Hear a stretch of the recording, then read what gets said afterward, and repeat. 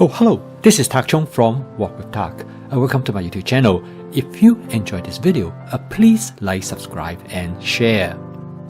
For many years, I eat a typical American diet.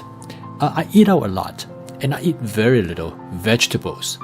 And consequently, it has a negative health impact on me. Now, I'm an immunologist by training, but unfortunately, knowledge is not the same as action. And my problem is that I do not know how to eat more vegetables. And the problem is that vegetable could be monotonous. Most of the time, I eat salad, and it depends very much on the salad dressing, and it can become boring. Now, salad is great for summer, but not really good for winter time. And so I decided I will cook more vegetables, such as broccoli, cauliflower. But most of the time, they turn out really unappetizing. They're boring to look at. And because we also eat with our eyes, so the appearance of the dish plays an important role. All this changed about 10 years ago. I ate a vegetarian meal at a Buddhist temple in Hong Kong. I was amazed to find how colorful and beautiful the dishes are, and they also taste wonderful. And I realized that vegetable dish can taste great. So a couple years later, I met Johnny. He is a food stylist. He has a consulting company. He works for big food manufacturer as well as restaurants. And his job is to make their food look more appealing, both in pictures as well as on televisions. And he told me that if home cooks pay more attention to the appearance of their food, they would eat healthier. He said home cooking tastes boring because they look boring. And by improve their appearance, you can make home cooking taste much better. And he said this is particularly true with vegetables. If you make vegetables look exciting, they probably would taste exciting as well. And so from that point on, I start to cook with the appearance in mind. I start to think of the color, how I can make the dish more colorful. It turned out that vegetable is probably the best way to create colorful dish. And as CDC pointed out is that to eat more vegetable, you should eat with the color of the rainbow. Because with different colors, you have much greater nutritional variations. And however, in order to achieve that, you need many different kinds of vegetables to create a dish. And that could be a problem because you need to do a lot of prepping just to cook a single dish. The main reason I designed my fast cooking system with the 4 attributes in flavor chasing, advanced prepping, stir frying, and template-based cooking, the intention is to help me to eat more vegetables so that I can create vegetable dish both flavorful as well as great in appearance.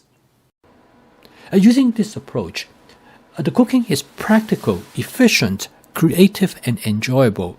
It is not labor intensive, it is not time consuming, and you can easily cook a dish without a recipe using a template in less than 10 minutes.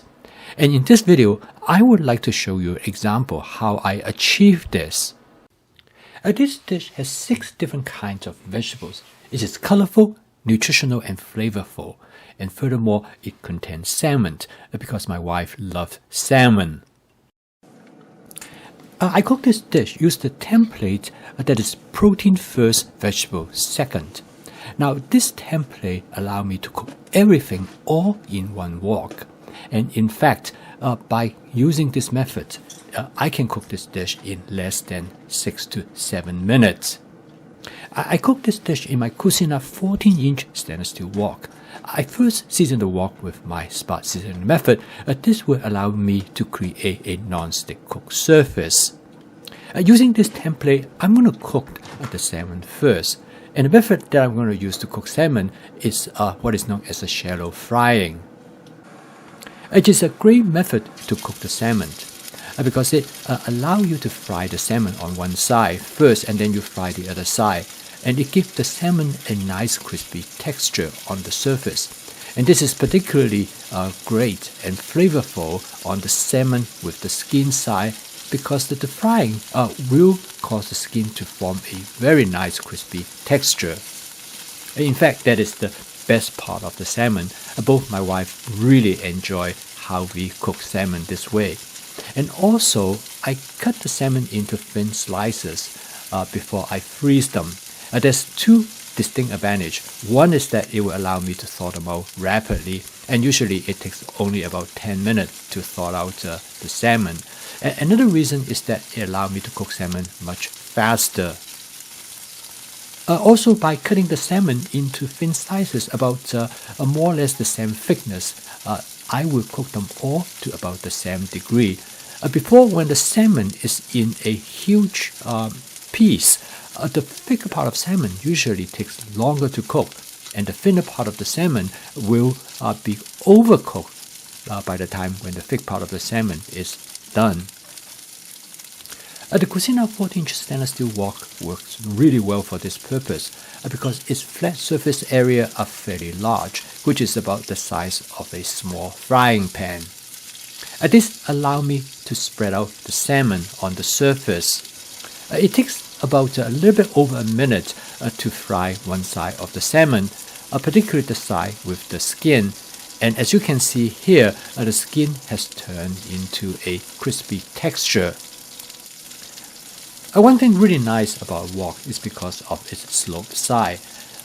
When some of the salmon is already cooked, I can move them out of the way and put them on the side of the wok, so this way they will not be overcooked. Salmon is referred to as a fatty fish. There's a layer of fat right underneath the skin of the salmon. When I fry the salmon this way, you can see that it drives the oil out of the skin. Here you can see an increased amount of oil in the bottom of the wok. Now, however, this oil is nutritional because they contain omega-3 fatty acid.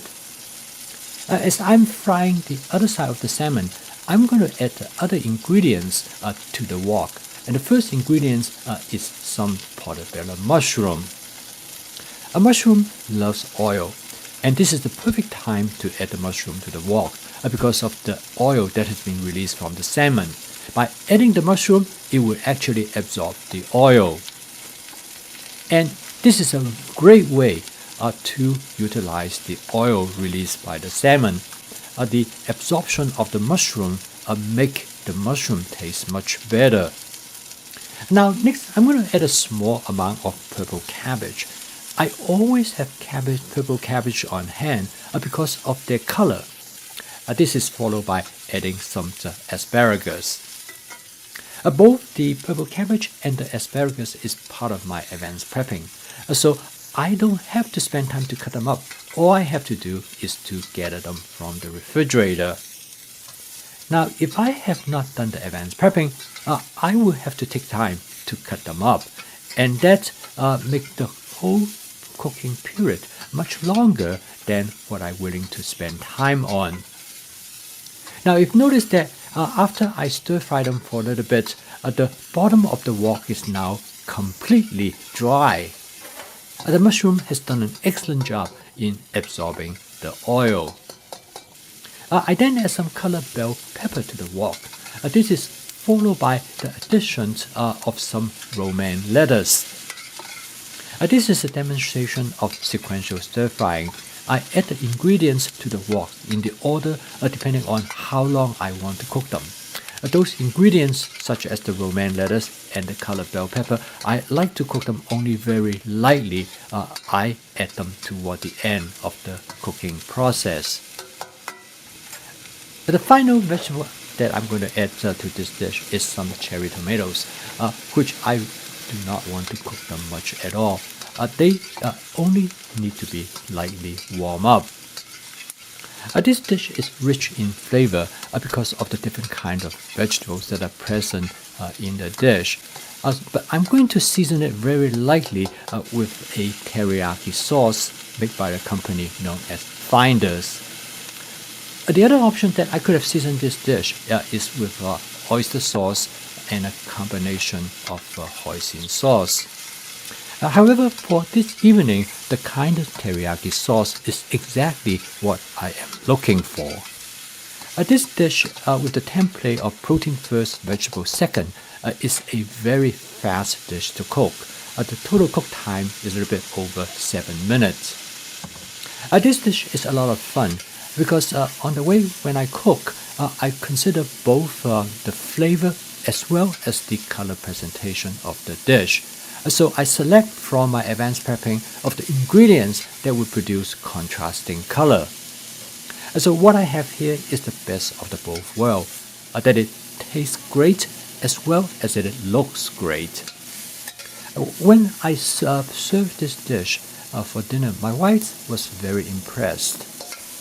She said to me, this dish has such a great color contrast, it's almost like a fine painting. So by having ingredients of different color, you can create a masterpiece of beautiful color. I hope this gives you some idea for you to create your own masterpiece of color. I post a video each day to help you to make home cooking that is practical, efficient, creative as well as fun. If you would like to learn more about my fast cooking system, please subscribe this YouTube channel. So keep on cooking. I will see you tomorrow.